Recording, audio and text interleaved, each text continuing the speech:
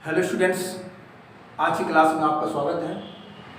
आज अपन class 10th math प्रश्नावली 2.2 का उदाहरण नंबर 2 पढ़ेंगे, है ना। उदाहरण के भी और एक्सरसाइज प्रश्नावली के क्वेश्चन भी एक जैसे हैं। आइए उसको देखते हैं। प्रश्न है आपका कि द्विघात बहुपद x² + 7x + 10 के शून्यक ज्ञात कीजिए और शून्यकों तथा गुणांकों के बीच संबंध की सत्यता की जांच कीजिए, है ना। इसको हल करने के लिए अपन को सबसे पहले गुणनखंड तोड़ना सीखना पड़ेगा, है ना। ये जो लिखा हुआ है आपका x² + 7x + 10, ये द्विघात बहुपद है, ठीक है। इस पूरे प्रश्न में आपको द्विघात बहुपद ही मिलेगा, है ना। तो इसके गुणनखंड तोड़ना है। ये जो आपका 7x है, इसका मध्य पद, ये जो बीच वाला है ना, इसको 2 भागों में तोड़ना है। और इनको तोड़ना ऐसा है कि इसको जोड़ दें तो 7 हो जाए और गुणा कर दें तो 10 हो जाए, ठीक है। जनरली आप 8वीं से इनको पढ़ते आ रहे हैं, लेकिन फिर भी मैं एक बार इसको थोड़ा बताऊंगा। पहले साइड में बताता हूँ कुछ चीज़ें, फिर हम प्रश्न की ओर आते हैं। जैसे ये आपका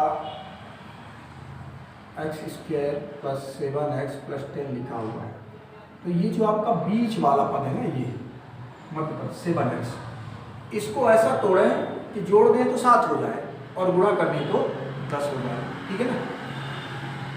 ये जो 10 है तो केवल इसको नहीं मानते हैं, ये संख्या का भी लास्ट में गुणा करके देखते हैं। तो कहने का मतलब ये है कि जोड़ने पर कितना है 7x और गुणा करने पर क्या है 10x², इसका इसमें गुणा करके देखते हैं।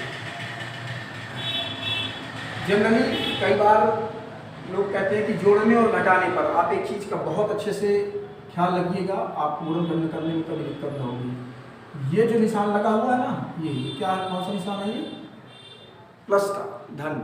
यदि ये लास्ट में जैसे ये है धन लगा हुआ है तो आप जोड़ना ही बोले, घटाना नहीं बोले, ठीक है ना। तो मतलब जोड़ने पर 10 हो जाए और गुणा करें तो जोड़ने पर 7x हो जाए और गुणा करने पर 10x² हो जाए, ये लिखा हुआ है। और एक विशेष बात, जब ये आपका प्लस होगा ना, तो हमेशा जो ये संख्या मध्य वाली बीच वाली टूटेगी, वो दोनों संख्याएं ये दी गई संख्या से छोटी होगी, 7 से छोटी होगी। बात समझ रहे हो ना। जब यहाँ पर प्लस होगा तो ये दोनों संख्याएं जो टूटेंगी वो 7 से कम होंगी, कभी ज़्यादा हो ही नहीं सकती, ठीक है। तो अब जैसे गुणा करें तो 10 हो जाए, तो 5 दूनी 10 या 10 से कम 10, तो हमने कहा कि इससे बड़ी नहीं हो सकती है। इसको हम कितने भागों में तोड़ सकते हैं, ये 5 × 2 = 10 और 10 × 1 = 10, है ना। तो हमने कहा है कि इससे छोटी नहीं होगी, तो ये वाली तो आपकी हो ही नहीं सकती है, ठीक है। अब क्या बचा अपने पास 5 और 2, तो इसको अपन तोड़ देंगे, ठीक है। ये बात क्लियर, बिल्कुल कभी डाउट नहीं हो। एक बात कि जोड़ने पर 7x आए, ठीक है, क्योंकि यहाँ धन लगा तो जोड़ने पर बोलेंगे। यहाँ पर यदि माइनस होगा, ऋण लगा होगा, तो घटाने पर बोलेंगे। ये वाले निशान से कोई मतलब नहीं है, ठीक है ना। यहाँ पर अगर धन लगा है तो जोड़ने पर बोलेंगे, तो जोड़े तो कितना आ जाए जोड़ने पर 7x, और गुणा करने पर कितना आ जाए, इसका लास्ट में गुणा करके देखा जाता है, ठीक है। तो 10x²। अब इसको हल करते हैं, ऐसा कोई भी आ जाए आपको गुणनखंड करने के लिए, ठीक है। आते जाएंगे प्रश्न, हम बताते चलेंगे उसके बारे में। तो इसको हम तोड़ देंगे, ये थोड़ा इसको आप साइड में कर दीजिए। x² + 7x को हम लिख सकते हैं क्या, 2x + 5x + 10, है ना। हमने इस 7x को 7x को 2 पदों में तोड़ दिया, 2x धन 5x। हालांकि क्वेश्चन पूरे में प्लस हो तो आपका कहीं माइनस हो ही नहीं सकता है, ठीक है। तो 2x और 5x कितना हो जाएगा 7x, और 2x का गुणा 5x में करेंगे तो 10x² हो जाएगा, जो कि हमने ये बताया था, ठीक है। तो ये 2 की जोड़ी बनाएंगे अपन, ऐसा उभयनिष्ठ करेंगे, देखेंगे दोनों में क्या है ना। तो तो x यहाँ पर भी है और x यहाँ पर भी है, तो अगर x जो है तो अपन वैनिश कर लेंगे, कॉमन करेंगे तो बचेगा ये क्या, यहाँ x प्लस यहाँ पर x कॉमन करके क्या बचा 2 प्लस यहाँ पर भी देखेंगे 5 कॉमन करेंगे तो क्या बचेगा x, और ये जब 5 निकालते हैं बाहर तो ये नहीं सोचेंगे इससे 5 निकाल दीजिए तो 5 बचेगा, 5 का भाग देंगे, है ना। वैनिश वही करते हैं जिस संख्या का भाग इन दोनों संख्याओं में चला जाए, तो 5 कॉमन किए तो x बचा, 5 दूनी 10 2। और एक चीज़ इंपॉर्टेंट है कि ये जो एक कोष्टक में है ना x+2 ये दोनों में ही आना चाहिए, तो एक में x+2 तो यहाँ पर भी आना चाहिए। यदि दोनों कोष्टक में एक जैसा नहीं है तो फिर आपने कहीं पर मिस करना है, ठीक है। तो ये दोनों एक जैसा है, अब इन दोनों को आप कॉमन कर लोगे फिर से x/2, यहाँ से x/2 बाहर निकाले तो क्या बचा यहाँ पर x, यहाँ से x/2 बाहर निकला तो क्या बचा 5, है ना। ये आपके क्या निकल आए गुणनखंड। ये अपन पिछली क्लासों में 8वीं में भी और 9वीं में इसके बारे में पढ़ चुके हैं, गुणनखंड करना। हमको क्या निकालना है, सबसे पहले इसके शून्य ज्ञात करना है। अब इसके शून्य ज्ञात करेंगे तो शून्य ज्ञात करने के लिए हम इनको शून्य के बराबर कर देंगे, ठीक है। अब एक बार x/2 = 0 तो x बराबर इसका पक्षांतर करके यहाँ ले आएंगे तो -2 -2, ठीक है। अब x/5 बराबर 0, इसको भी 0 के साथ ले लीजिए क्योंकि इसका भी शून्य निकालना है, तो इस 5 का पक्षांतर करके यहाँ ले आएंगे, ट्रांसफर कर देंगे तो -5, ठीक है। और यही ये दोनों इसके क्या हो जाएंगे आंसर, ठीक है ना। हम शून्य हम निकाल दिए, अब फिर आगे कह रहा है कि और शून्यकों तथा गुणांकों के बीच संबंध की सत्यता की जांच कीजिए, है ना। अब इनके संबंध की सत्यता की जांच करना है हमको।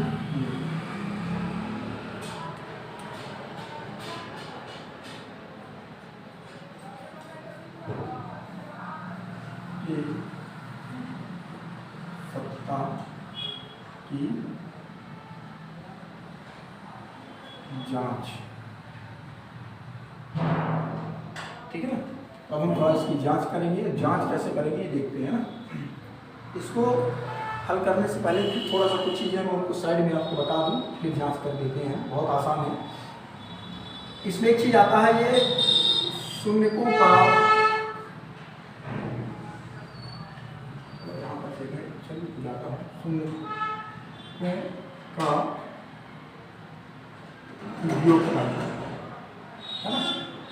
Alpha plus beta equal to होता है -b/a, ठीक है। और इस -b/a को ये क्या है आपका इतिहास बहुपद है, मुझे लिखा हुआ है, इसका स्टैंडर्ड फॉर्म होता है ax² + bx और +c। x² से x² कैंसिल करेंगे तो a का मान, और x से x कैंसिल होगा तो b का मान 7 और फिर c का मान 10 हो जाएगा। तो यहाँ पर से a b c के मान हम निकालेंगे तो ये a बराबर 1, b बराबर 7 और c बराबर 10, ठीक है ना। जनरली हम इसका इस्तेमाल करके हम नहीं करेंगे, लेकिन थोड़ा सा उसका बेस है बता रहा हूँ। तो शून्यकों का योगफल अल्फा प्लस बीटा -b/a, इस -b/a को हम लिखेंगे क्योंकि b ये, इसको लिखेंगे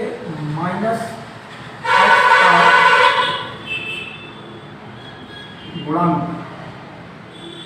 बटे a का मान क्या है यहाँ पर 1, तो ये लिखेंगे हम इसका x² का गुणांक, है ना। ये लिख सकते हैं हम, शून्यकों का योगफल ये होता है। फिर एक चीज ऐसा ही आता है, ये शून्यकों का गुणनफल, ठीक। अल्फा इंटू बीटा बराबर होता है c/a, ठीक। अब c क्या है, ये बस अचर पद, बटे a क्या है, a वही रहेगा x² का गुणांक, x² का गुणांक, ठीक है। ये समझ में आई बात। शून्यकों का योगफल अल्फा प्लस बीटा बराबर -b/a होता है। इसका उपयोग हम आगे 4 अध्याय में भी करेंगे, ठीक है। पर यहाँ पर क्या पूछा, थोड़ा इस पर ध्यान देना है। तो हमने शून्यकों का योगफल अल्फा प्लस बीटा बराबर माइनस बी बटे होता है, और माइनस बी क्या है, ये एक्स का गुणांक, तो हमने लिख दिया माइनस एक्स का गुणांक, फिर बटे ए क्या है, एक, ये तो लिख देंगे हम एक्स स्क्वायर का गुणांक इसकी जगह पर, ठीक है। इस शून्यकों का गुणनफल अल्फा इंटू बीटा, योगफल का तो प्लस लगाए थे, गुणनफल है तो अल्फा इंटू बीटा बराबर सी बटे ए होता है। सी क्या है, ये अचर पद, हमने लिख दिया सी की जगह पर अचर पद, और ए क्या है, ए एक्स स्क्वायर का गुणांक, तो वहाँ पर लिख दिया एक्स स्क्वायर का गुणांक, ठीक है। जनरली इतना सारा करके हम जांच नहीं करेंगे, हमने आपको बेस बताया है उसका कॉन्सेप्ट। अब देखिए कैसे संबंधों की जांच करते हैं हम इसमें, तो लिखेंगे शून्यकों का योगफल, है ना, शून्य क्या हमने निकाला है, -2 और -5, -2 -5, तो इनका योगफल करना है, तो जोड़ दो, -2 धन -5, तो -2 -5 बराबर क्या हो जाएगा, -7 बटे कुछ नहीं तो कर देंगे, ठीक है। अब -7 क्या है, कहाँ पर है, तो यहाँ पर है, तो ये क्या हो जाएगा, -x का गुणांक, है ना, हम जो यहाँ पे करें वो यहाँ पर आकर मिलना चाहिए समीकरण, तो -x का गुणांक बटे एक क्या है, एक्स स्क्वायर का गुणांक, है ना, यहाँ हमने तुलना करके भी बताई थी, तो लिखेंगे एक्स स्क्वायर का गुणांक, ठीक है। अब निकालेंगे तो ये जो आपका निकल के आया, ये पूरा -7 बटे 1 निकला, तो ये इसकी तुलना करेंगे कि वहाँ है तो 7 है वहाँ पर, तो चूंकि यहाँ पर माइनस आया इसलिए हम क्या लिखेंगे, -x का गुणांक, और ये हमने इसका डिटेल बताया है, और एक कहाँ पे है, एक्स स्क्वायर के साथ है, लिखेंगे एक्स स्क्वायर का गुणांक। इसी प्रकार अब हम लिखेंगे शून्यकों का गुणनफल, शून्यकों का गुणनफल, ठीक है, बराबर निकाला, तो शून्यकों का गुणनफल अल्फा इंटू बीटा बराबर सी बटे, तो ये लिखने की जरूरत नहीं है, गुणनफल ये शून्यक निकल के आए हैं, ठीक है ना, ये दोनों क्या हैं, शून्यक, ठीक है, ये इनके शून्यक, तो उनका गुणनफल करेंगे, तो गुणनफल -2 गुणित -5, -2 का -5 में गुणा हो जाएगा, तो 5 दूनी 10, माइनस का माइनस में गुणा हो तो 10 प्लस हो जाएगा, 10 के बटे कुछ नहीं है, तो क्या कर देंगे हम 1। अब देखेंगे कि ये 10 और 1 वहाँ पे कहाँ पे है, तो ये जो आपका द्विपद द्विघात बहुपद दिया था, तो 10 क्या है, अचर पद,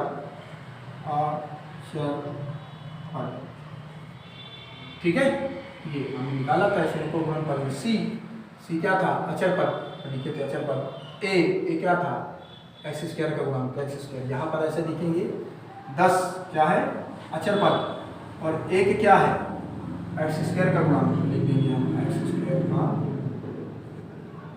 गुणांक, ठीक है।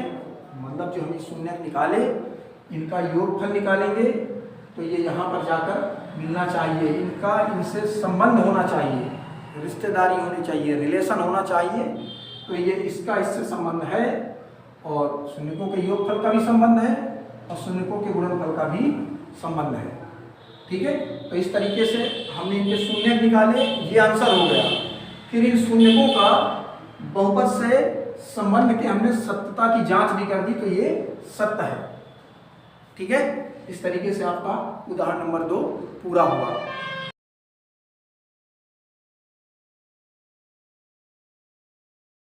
Thank you.